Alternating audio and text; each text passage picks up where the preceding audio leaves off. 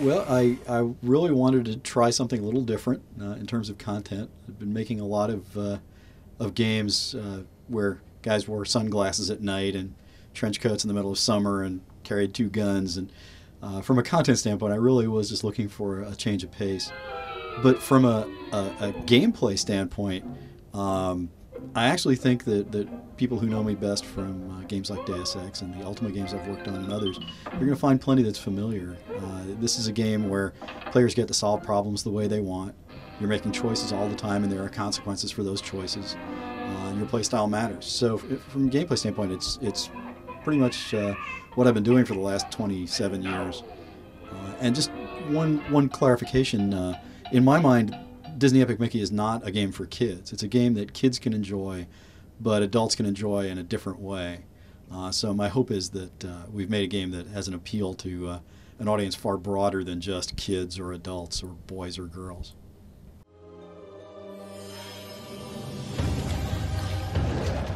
Well, my role on the project was creative director. It was, my vision. I had a starting point from Disney. They had some ideas about a Mickey game that I thought were fantastic, but it was my role to take those ideas, build a team that could expand on those ideas, and then make sure that the vision was realized. So I was kind of the guy who got the ball rolling, who started thinking about ideas. What would the gameplay be like? What would the world be like? What would Mickey be like? What would the characters be like?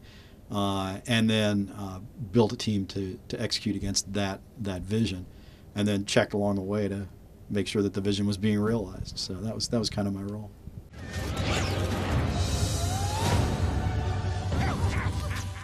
Right now, it's a little too early to say what's going to come next. We're doing a lot of brainstorming back at Junction Point and talking to a lot of people at Disney about what makes the most sense for us and for the franchise and for Mickey and everything else.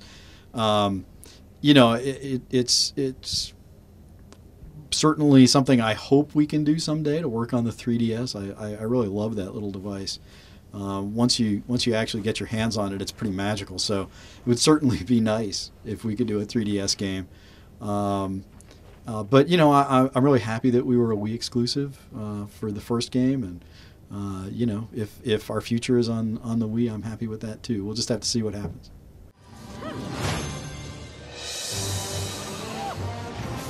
I love the 3DS.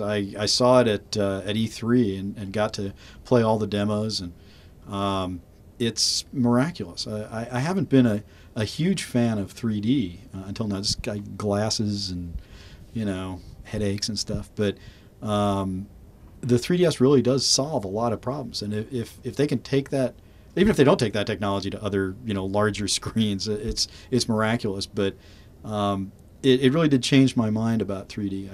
I can see all sorts of gameplay possibilities in stereoscopic 3D now that I really wasn't thinking about before. And the fact that it all works without glasses is amazing.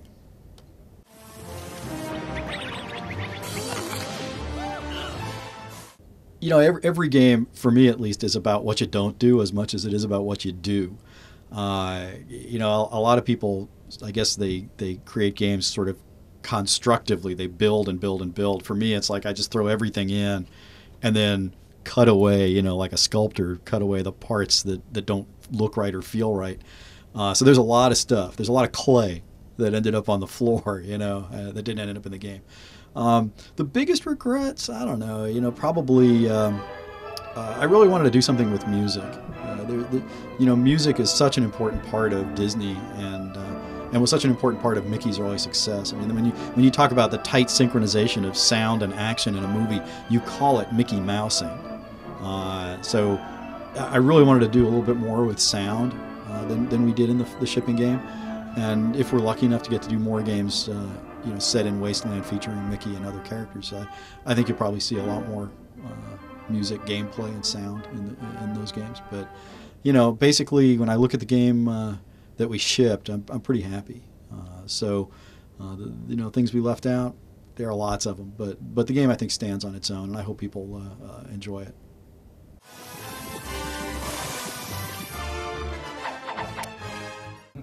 I've been pretty open about wanting to do a DuckTales game. I'd be lying if I said I am working on a DuckTales game right this minute. But I'm certainly pushing for it. And as we brainstorm new ideas, I assure you that will be on the list of things that we talk to Disney about doing. But right now, as I've said many times, we worked really hard on Mickey, and right now the team is relaxing and resting and reading reviews and playing the game with family members and spouses and significant others and just trying to have a good time. And we'll see what comes next a little later on. We need to rest for now.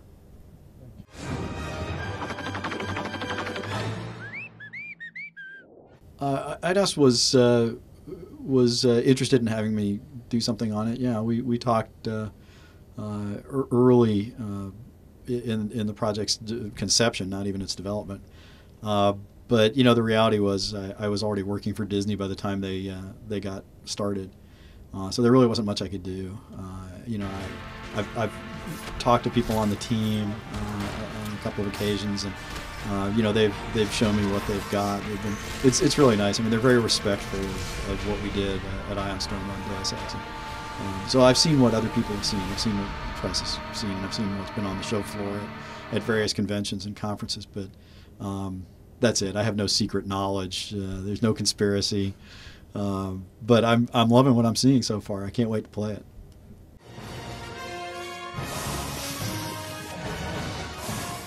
My favorite game. My favorite game of all time. If you're just talking about the game that I enjoyed the most when I played it and that I still play about once a year, it's got to be Legend of Zelda: Link to the Past. I played it on the SNES. I love that game. I mean, I play it over and over again. So that's probably my favorite game.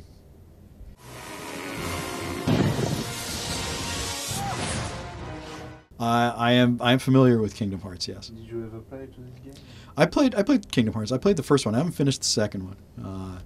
But the fact is, they paved the way for us in a lot of interesting ways. Before Kingdom Hearts, the idea of crossing the streams, of having characters that don't belong together meeting each other, that just was unheard of at Disney. So Kingdom Hearts kind of broke that barrier, and I was really grateful for that. The Square makes very different kinds of games than I do, and so from a gameplay standpoint, Disney Epic Mickey and Kingdom Hearts are as different as night and day. But I think there's room for both, and players I think will find different kinds of fun in Disney Epic Mickey than they find in Kingdom Hearts. But the Kingdom Hearts games are swell. If what you're looking for is a Japanese style RPG, there's none better.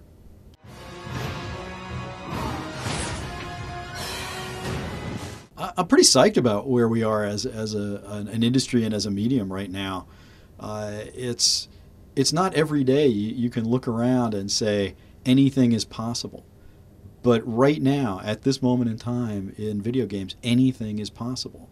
You can be one person, sitting in your room alone, typing, and make a game that can reach an audience. You can put together a team of hypothetically 285 people to make a Mickey Mouse game, and find an audience. You can make games that are played by 20 million people or by 10.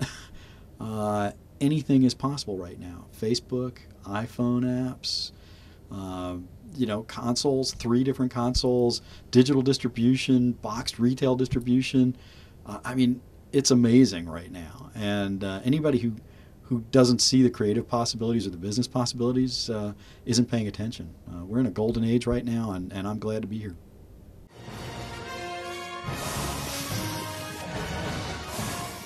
Oh, who do I like the most?